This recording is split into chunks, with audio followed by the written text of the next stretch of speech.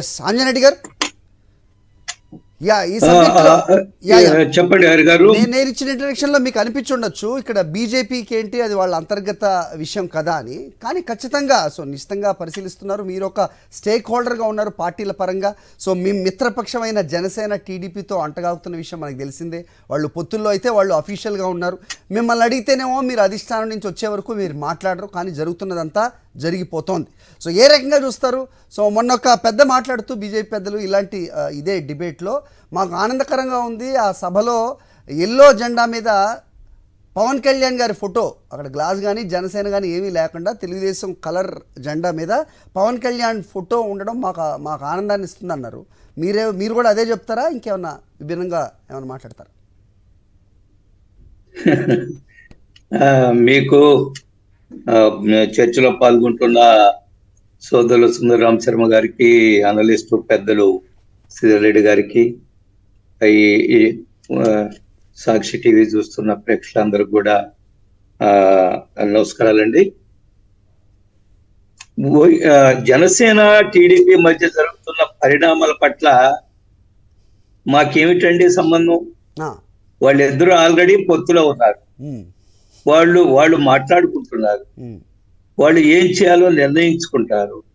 ఆ రెండు పార్టీలు ఎవరెవరు ఎక్కడ పోటీ చేయాలని నిర్ణయం చేసుకుంటారు. ఇందులో మా పాత్ర ఏమిటి అనేది నాకైతే అర్థం కావడం లేదు. ఒకటి, సహజంగానే రాజకీయ పార్టీల మధ్య ఎన్నికల సమయంలో జరుగుతున్న పొత్తుల్లో సమస్యలు వస్తాయి, అందులో ఎటువంటి అనుమానం లేదు. సీట్ల దగ్గర సమస్య రావచ్చు, లేదా సీట్లో పోటీ చేసే వాళ్ళు ఎవరైనా సమస్య రావచ్చు, లేదా ఉమ్మడి కార్యాచరణ విషయంలో చేర్చాల్సిన అంశాలపైన సమస్య రావచ్చు, లేదా నాయకత్వం యొక్క మనం అనుకుంటున్నాం కదా అసంభావపూరిత వాతావరణంలో కొన్ని సమయాల్లో ఈగో, అహం దెబ్బతినే అవకాశం ఉంటుంది. ఇవన్నీ కూడా రాజకీయాల్లో రెండు పార్టీల మధ్య పొత్తు ఏర్పడినప్పుడు వచ్చే సహజమైన ధోరణిది. అందులో టీడీపీ పవన్ కళ్యాణ్ గారు జనసేన విషయంలో ఏం జరుగుతుందో, ఏం జరగబోతుందో, ఏమి జరగాలో అనేది మేము మాట్లాడే అవకాశం లేదు. ఎందుకంటే రెండు ప్రాంతీయ పార్టీల్లో వాళ్ళకి ఏం హైకమాండ్లు ఉండవు, వాళ్లే హైకమాండ్. అది జగన్మోహన్ రెడ్డి గారు కానివ్వండి, జగన్మోహన్ రెడ్డి గారు ఏం చెప్తే అది నడుస్తుంది, పవన్ కళ్యాణ్ గారు ఏం చెప్తే అది నడుస్తుంది. అదే విధంగా చంద్రబాబు నాయుడు గారు కూడా అది వాళ్ళ సొంత పార్టీ, అది ఏం చెప్తే అది నడుస్తుంది. కానీ మీరు అంటున్నారు సారీ లోకేష్ గారు అలిగిపోయారు, లేదా ఇంకేదో ఉన్నారు. కొన్ని సమయాల్లో నాకు ఆశ్చర్యం వేస్తుంది. మనమే అక్కడ పక్క నుండి ఆయన అలిగిపోయేటట్టుగా, ఆయన అలిగిపోతున్నప్పుడు ఆయన ముఖంలో ఫీలింగ్లు గమనించి చాలా బాగా చెప్పారు.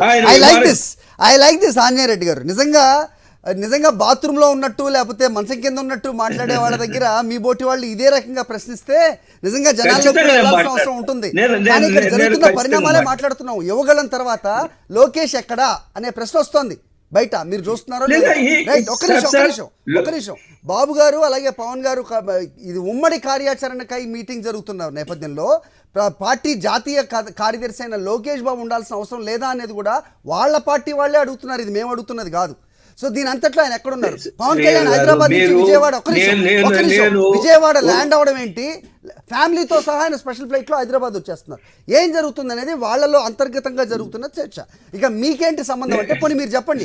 175 స్థానాల్లో మేము పోటీ చేస్తున్నాం, మాది జాతీయ పార్టీ. ఉత్తరప్రదేశ్లో ఎలాంటి ప్రెసిడెన్సీ అయితే మేము క్రియేట్ చేశామో, 1-2 సీట్లు ఉన్న ఉత్తరప్రదేశ్లో ఈరోజు 2 పర్యాయాలు అధికారంలోకి వచ్చిన బీజేపీ పార్టీగా ఆంధ్రప్రదేశ్లో కూడా మాకు ఇదే ఎజెండా ఉంది అనేది గట్టిగా చెప్పండి. అది మరి it is very unfair sir. నేను ఒక 4 మాటలు మాట్లాడే వెంటనే మీరు వెంటనే ఇంటర్ఫీర్ అయిపోయి ప్రయత్నం చేయడం.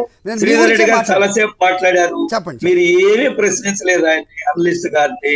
అదే విధంగా మా సుందరరామ శర్మ గారు కూడా ఎంతసేపు మాట్లాడినా మీరు అనుమతిస్తారు. నేను మాట్లాడిన వెంటనే నా గొంతు వినిపించిన ఆంజనేయుడు మై సబ్మిషన్. ఆయన విశ్లేషకులుగా వచ్చారు శ్రీధర్ రెడ్డి గారిని. ఆయన నేనేం ప్రశ్నిస్తాను మిమ్మల్ని కదా, ఎవరైనా ఉంటే కనుక నేను మిమ్మల్ని కూడా ప్రశ్నించట్లేదు. నేను సినారియో మీకు చెప్తున్నా, దాన్ని బట్టి మీరు చెప్పండి అని చెప్తున్నాను అంతే. Mister Hari, you are a friend of mind. అనేక సంవత్సరాలుగా మీరు నాకు తెలుసు, మీ చర్చలో పాల్గొంటున్నారు.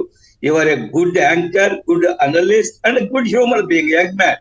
కాబట్టి మీరు ఒకవేళ నన్ను ఈ విధంగా ఇబ్బంది పెట్టదలుచుకుంటే ఐఎమ్ సారీ సార్, అది ఏమాత్రం సమంజసం అని నేను అనుకోవడం. ఒకటి. రెండోది, ప్లీజ్ అలో నేను చెప్పాను, ఈ ప్రాంతీయ పార్టీలన్నీ కూడా వాళ్ళ సొంత ఆస్తులు, ఏమి జరగాల ఏమి చెయ్యాలా అనేది అది జనసేన కానివ్వండి, వైసీపీ కానివ్వండి, టీడీపీ కానివ్వండి, వాళ్ళు నిర్ణయాలు తీసుకుంటారు.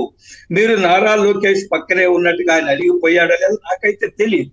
ఒకటి. రెండవది, ఆయన ఫ్యామిలీ తోటి హైదరాబాద్ వెళ్ళిపోయారంటే ఏమైనా ప్రైవేట్ కార్యక్రమాల్లో పాల్గొనడానికి వెళ్ళారా, లేదా ఇంకేదన్నా ప్రెస్సింగ్ ఎంగేజ్మెంట్స్ ఏదన్నా ఉన్నాయా, అవి అయితే నాకు తెలీదు. కానీ విమానం ఎక్కి పోయేదాన్ని ఆయన అలిగిపోయాడని మనం వ్యాఖ్యానాలు చేసుకుంటూ ఉంటే దానికి అంతం ఉండదని నేను అనుకుంటున్నాను. రెండు పార్టీలు కూడా వాళ్ళు నిర్ణయించుకుంటారు. మీరు అన్నారు మీరు 170 సీట్లు పోటీ చేస్తారని చెప్పండి. ఇప్పుడంటే నేను లైవ్ లో హరితో మాట్లాడుతూ, లేదా సుందరరామకృష్ణ గారితో మాట్లాడుతూ, లేదా శ్రీధర్ రెడ్డి గారితో మాట్లాడుతూ నేను ఇక్కడి నుంచి ప్రకటించమంటారా నేను 170 సీట్లు పోటీ చేస్తున్నామని? మాది జాతీయ పార్టీ. ఒక జాతీయ పార్టీకి హైకమాండ్ ఉంది, ఒక పార్లమెంటరీ బోర్డు ఉంది, అనేక వ్యవస్థలు ఉన్నాయి. మాకు రాష్ట్ర పార్టీ శాఖ ఉంది, మా అధ్యక్షురాలు ఉన్నారు. కాబట్టి ఎవరు ఎప్పుడు ఏ విధంగా మాట్లాడతారు పార్టీ నిర్ణయం తీసుకుంటుంది.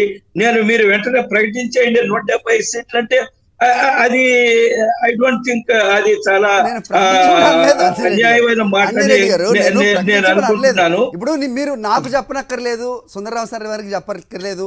బట్ జాతీయ పార్టీగా మొత్తానికి 14 నుంచి 15 రాష్ట్రాల్లో సొంతంగా అధికారంలో ఉన్న బీజేపీ మొన్న జరిగిన ఎన్నికల్లో విజయ పదంలో నడిచిన బీజేపీ పార్టీ, వాళ్ళకంటూ ఒక క్యాడర్ ఉంది, కార్యకర్తలు ఉన్నారు, అభిమానులు ఉన్నారు. వాళ్ళకైనా తెలియాలి కదా, నాకు చెప్పకండి, మీరు వాళ్ళకైనా తెలియాలి కదా. వాళ్ళకి తెలుసండి. మేము నిర్ణయం తీసుకున్న వెంటనే అరక్షణంలో ఏం నిర్ణయం తీసుకున్నది పార్టీ కార్యకర్తలకు తెలుస్తుంది. మా పార్టీ కార్యకర్తలు చాలా క్రమశిక్షణ గల కార్యకర్తలు. మా పార్టీ ఎవరి సొంత ఆస్తి కాదు, కుటుంబ పార్టీ కాదు. ఇది ఒక జాతీయ పార్టీ, ఒక వ్యవస్థ ఉంది. ఏదైనా ఒక నిర్ణయం తీసుకునే ముందు అనేక స్థాయిల్లో చర్చలు జరుగుతాయి. చర్చల్లో నుంచి సమాచారం సేకరిస్తారు. సేకరించిన తర్వాత ఏ నిర్ణయం తీసుకోవాలని సార్, ఒకటి సింపుల్ ప్రజాస్వామ్యంలో మిస్టర్ హరి ఒక విషయం గుర్తించుకోవాలా. ఎవరి భిన్నాభిప్రాయాలు వాళ్ళకు ఉండొచ్చు, ఎవరి యొక్క ఈ ఆలోచన వాళ్ళకు ఉండొచ్చు. బట్ ఒకసారి మెజార్టీ అభిప్రాయం నిర్ణయం తీసుకున్న తర్వాత దాన్ని వేరే అభిప్రాయం ఉండేవాళ్ళు కూడా ఆ మెజార్టీ నిర్ణయాన్ని అనుమతిస్తారు, ఆ లైన్ లోకి వస్తారు. Yes, this is party's high commendation, this party నిర్ణయము మేమందరం కూడా అనుసరిస్తుంది. భారతీయ జనతా పార్టీకి వెనతో పెట్టిన విద్యా క్రమశిక్షణగా ఉండడం అనేది. కాబట్టి ఏ సమయంలో ఏ నిర్ణయం తీసుకున్నా విత్ ఇన్ మినిట్స్ లో కింద క్యాడర్కి వెళ్తుంది. కింద క్యాడర్ అందరూ కూడా ఏ నిర్ణయం తీసుకున్నా పార్టీ యొక్క నిర్ణయాన్ని ఆమోదిస్తారు. ఒకవేళ వాళ్ళకి ఏదైనా వ్యక్తిగత అభిప్రాయాలు ఉన్నా కానీ లీడర్స్ లేదా కార్యకర్తలకి, but once decision is taken దాన్ని అందరూ కూడా ఫాలో అవుతారు. That is our system, that is our great. Okay, అంత క్రమశిక్షణ పార్టీ వాళ్ళ మిత్రులు కూడా, లేకపోతే వాళ్ళతో చేరబోయే వాళ్ళు, చేరుతున్న వాళ్ళకు కూడా ఆ క్రమశిక్షణ ఉంటుంది అని బీజేపీ అనుకుంటుందని నేను అనుకున్నాను. నేను కోరుకుంటాం, కానీ నేను చెప్పాను సార్, ఒక్క నిమిషం, మేము కోరుకుంటాం ఆ విధంగా ఉండాలని. కానీ ఇవి ఓన్ ప్రాపర్టీస్ కదా, వాళ్ళ సొంత ఆస్తులు కదా ఈ ప్రాంతీయ పార్టీలన్నీ. వాళ్ళ నిర్ణయాలు తీసుకుంటారు. ఆ నిర్ణయాలు మా యొక్క ఇంట్రెస్ట్ భిన్నంగా ఉందనుకోండి, బీజేపీ ఇంట్రెస్ట్ భిన్నంగా ఉంది, బీజేపీ ప్రయోజనాలకు భిన్నంగా ఉంది, దాని బీజేపీ ఆలోచన మళ్ళీ మారుతుంది. కాబట్టి మేము ఒకటే సార్, మాది nation first, party next, self last. మేము Andhra Pradesh nation in the sense ప్రజలు, ఆంధ్రప్రదేశ్ ప్రజల ప్రయోజనాలే మాకు ముఖ్యము. ఆ ప్రయోజనాల కోసం మేము పనిచేస్తున్నాము. ఆ ప్రయోజనాల విషయంలో ఎటువంటి నిర్ణయం ఎప్పుడు సరైన సమయంలో సరైన నిర్ణయం తీసుకుంటుందో ఆ విశ్వాసం మాకుంది. మా పార్టీ నాయకత్వం మీద, రాష్ట్ర నాయకత్వం కానీ కేంద్ర నాయకత్వం కానీ మాకు పూర్తి విశ్వాసం ఉంది. పార్టీ కార్యకర్తలుగా మేము ఆ నిర్ణయానికి ఎప్పుడు కట్టుబడి